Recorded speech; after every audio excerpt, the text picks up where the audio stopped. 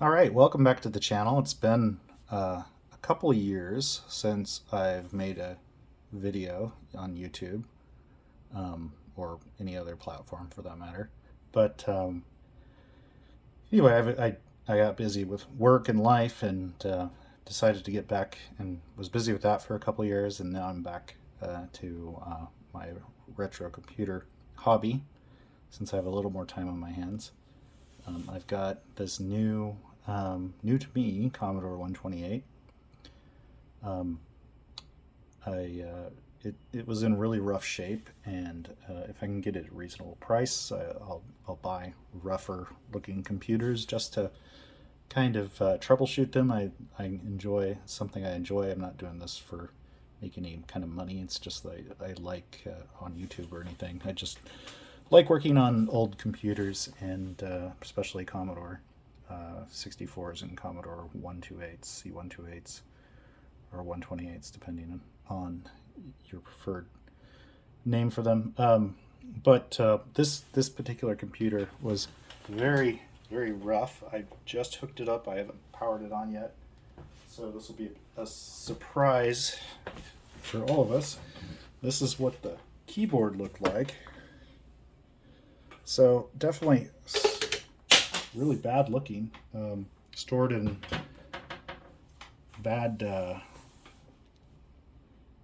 storage circumstances. So let's see what this does. I did go through here and I took it out into the garage and used my air gun on it to dust it off. So I've got my setup here. So let's go ahead and flip the power on. There's power, Commodore 128 power supply, the Commodore video to S video and regular composite video. I've got my converter set up to S video, so get the clearest picture. So let's see what happens. Get the screen here so you can see what's going on. All right, that's a good sign. Color looks good, and it's just a blank screen. So first thought is maybe there's a bad ROM chip, like the basic or kernel. Let's try hitting the reset switch over here, see if there's anything new. Nothing. Let's turn it off, turn it back on. Same thing. I mean, it could be bad RAM, it could be a bad ROM chip. So I'm going to go ahead and I've got a mountain of these Commodore 128s hanging around just for various projects. So I'm going to go and go swap out some chips, the ROM chips over here, just with some known good working ROM chips, and we'll see what happens. So I'm going to use my trusty little tool here that has the angle to pop these out. I could use one of these. I don't know if you've seen these before, but they are this thing actually worked pretty good for popping out the larger chips like this size, up to 40 pin. But there's these little tabs here which over time get weak or they bend out, especially if you have a hard chip to remove from a socket, and it stops working and you have to bend it back. And then I'm not sure, I'm guessing that this has a limited use, but some people love these, some people hate these. I might actually give it a try on one of these chips because these are relatively easy to pull out usually. You just push up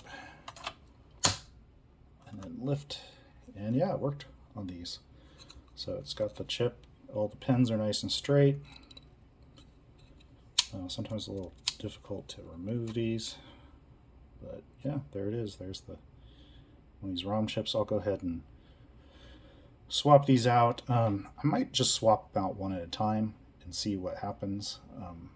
So let's start with this one, U34, and I'll be back in a second. All right, I'm back. I've got another chip here. It's a 318-019-02 ROM chip. So what we're going to do is, first of all, I'm going to use, this is from another working 128 that I'm just going to make sure the pins are aligned, straightened. And then we're going to slowly insert these Commodore 128 ROM chips seem to be, at least on the original boards, fairly easy to replace. So let's see what happens here.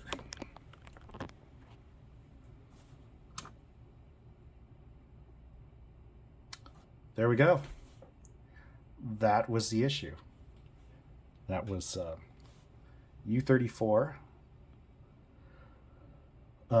Yeah, this dirty, old, nasty Commodore 128 appears to be working. I mean, this is to see it again, this is where it came out of, but I don't have the keyboard on it at the moment, but you can see that it appears to work. So let me go get an actual functioning keyboard and type on it and test it and see if it works.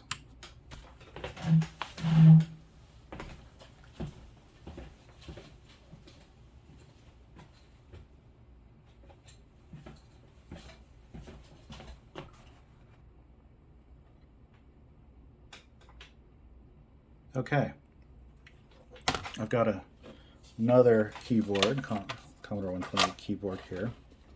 It has broken keys, but a couple broken keys, but it should be functional.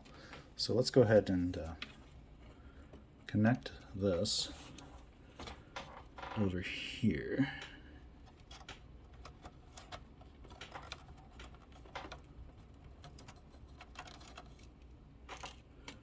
And basically these Commodore 128 keyboard connectors are, let's see if this is a little bent a little.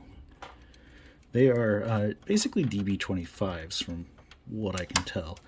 When I built my C128 Neo, which is a brand new C128 that's with all new parts,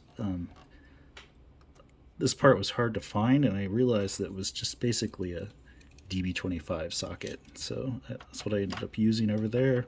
It's not 100% fit, but it's close enough and it's functional.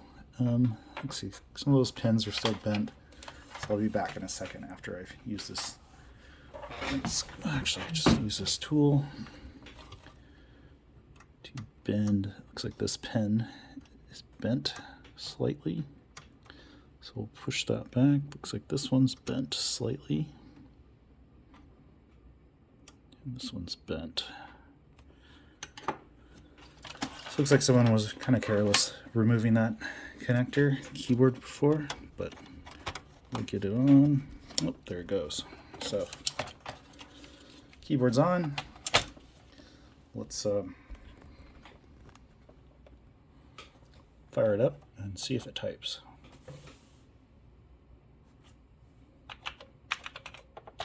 Appears to work.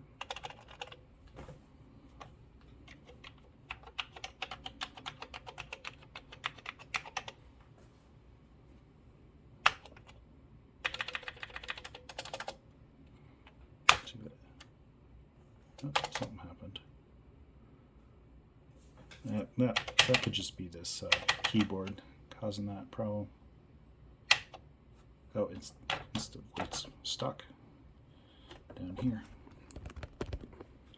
That key got stuck. So that's not the computer's fault. It's just this keyboard. All right.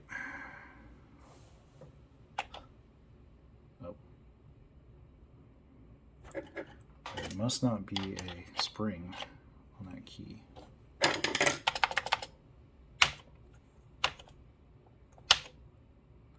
All the F keys work. So good. Something that I've actually had a issue with lately is I'll get a new Commodore 128 in and I will boot it up and it'll be a blank screen. And I'm like, what the heck happened? So watch this. I'll boot it up and blank screen. And I'll get my oscilloscope out and start looking around, start looking at things, like checking voltages. And then I realize right down here, this 4080 screen somehow was inadvertently hit. So the computer's fine, it's just outputting to 80 column, the RGB out. So if you watch, I can put that back on 40 column, power cycle the computer, and it boots up just fine. So that's something to watch out for. It's got me a couple of times. It's been a while since I've used Commodore 128s like as a primary computer, but now that I use them as for hobby purposes, that's something to watch out for. Yeah, I've got a lot of projects going on at the moment, and I'm going to make some YouTube videos about these projects, maybe do some product reviews. I've got a whole bunch of new projects going, Commodore related, so stay tuned and make sure you subscribe or whatever if you want to have access to my future content. Like I said, I'm not doing this because I love editing videos or want to make a lot of money making YouTube videos. It's not even about that. It's just I've got a lot of projects. I'd like to share them with the community and get feedback and maybe hopefully help someone else out that might have a similar problem or issue with trying to repair one of these old computers.